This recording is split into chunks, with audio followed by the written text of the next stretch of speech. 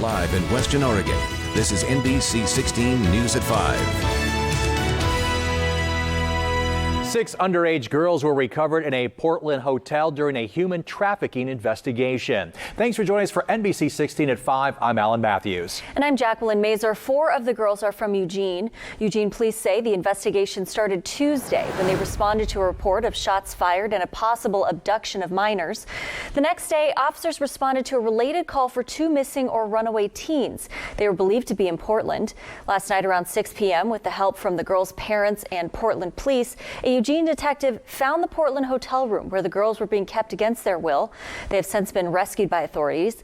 Diana Jans, known for helping human trafficking survivors, offered some insight into what these girls might be going through.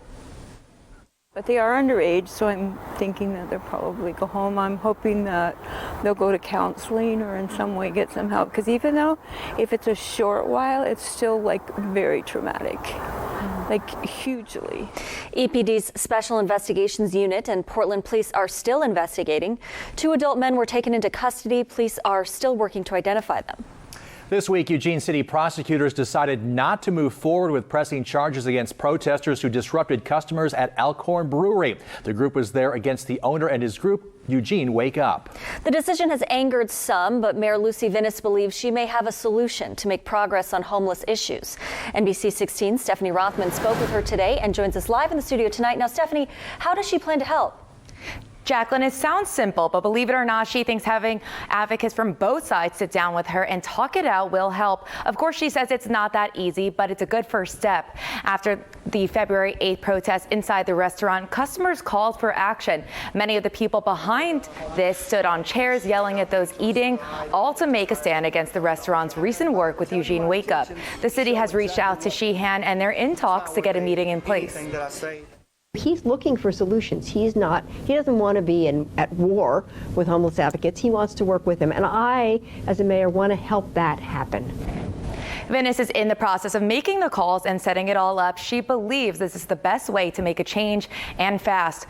Right now, there are programs in place to help increase patrol downtown, and the community payroll tax passed last year aimed to reduce crime downtown. Right now, Vinnis feels a detailed discussion will help everyone air their concerns and get things done. Alan, Jacqueline. All right, thanks a lot, Stephanie. Well, more than a dozen people turned out to the Lane Event Center today to protest the Oregon Logging Conference. Protesters say there needs to be more awareness for climate change and that forestry practices are detrimental to that. They want the legislature to pass the cap and trade bill, but understand the concerns over cost increases. They also want Senate Republicans to stay at the table.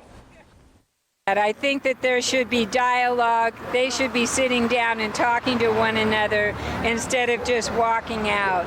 You know, we have to face this as a state, and it's not a Republican or a Democratic thing as much as our survival of the whole country, the whole state.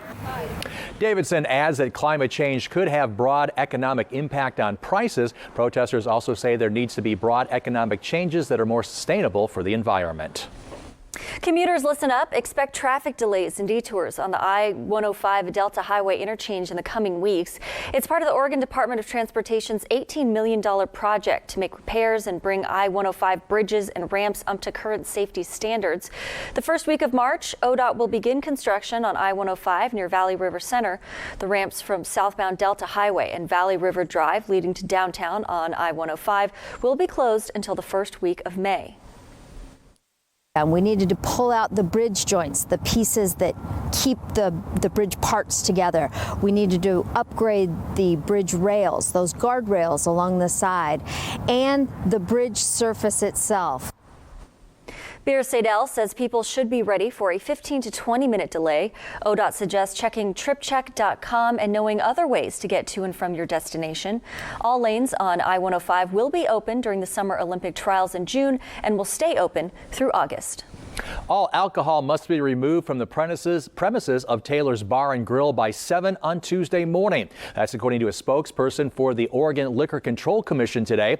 OLCC voted yesterday to revoke the bar's liquor license after dozens of incidents and complaints over the past 2 years. OLCC says Taylor's can continue to serve alcohol until Tuesday morning, when inspectors will be on site to make sure all alcohol has been removed from the bar. All right, on to a first look at weather now. NBC 16's meteorologist Josh Kozart joins us now in the Weather Center. And Josh, what a beautiful day today. My goodness. An absolutely stunner of a day, with really no regards to that, as the sunshine was abundant all across western Oregon. And that did allow our daytime high temperatures to warm up into the mid-60s down towards the Umpqua Valley. The rest of us hanging out into the 50s for the most part. But these nice spring-like temperatures are going to start to take a tumble as our next system takes aim at the Pacific Northwest. But clear skies right now as we take a live look over the Eugene area.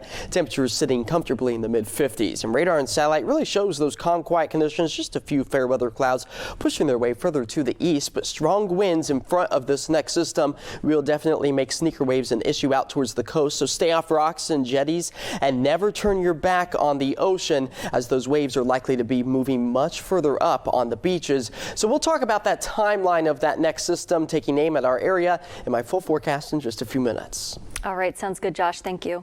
Well, North Eugene High School students were evacuated after a woodshop fire just before 11 this morning. Eugene Springfield Fire says a student was working on a project when something overheated, shot off sparks into the sawdust collection system, and caught some material on fire. The exact source of the spark is still under investigation. No one was injured. A West Eugene home is no longer livable after a fire this morning. The fire started around 9 o'clock on Taney Street, shutting down part of the road. Bystanders say they could see thick smoke in the air just before 9 a.m. Fire crews say everyone made it out safely before their arrival. Crews battled the blaze for about half an hour and worked throughout the morning to control it. I pulled up and people were yelling. I already called 911. The baby was out, the dog was out, so I was like, okay, maybe that's everybody. I had come out, there was smoke pouring out, the firefighters were going in and out of the house. One man who lived in the home said the fire looked like it started from the back porch. Fire officials say the motive of the fire is still under investigation. Australia has been battling wildfires since September. The flames caused by prolonged drought and record temperatures. Fire managers from the United States are in Australia to help, and last month a fire official from Oregon returned home. Jeremiah Mahan was in Australia from December 29th through January 28th as part of a 39-person crew. Mahan is with the Oregon Department of Fish and Wildlife. His role overseas included working on engines and burning operations. The fires were hit and miss. We had some rain when we were there. We saw some extreme fire. We saw some days where it was kind of cool. But yeah, the people were just amazing. The Bureau of Land Management currently has 4 Oregon employees still in Australia. Former U of O student Kenneth Bay is back in Eugene for a night to share his story of imprisonment in North Korea.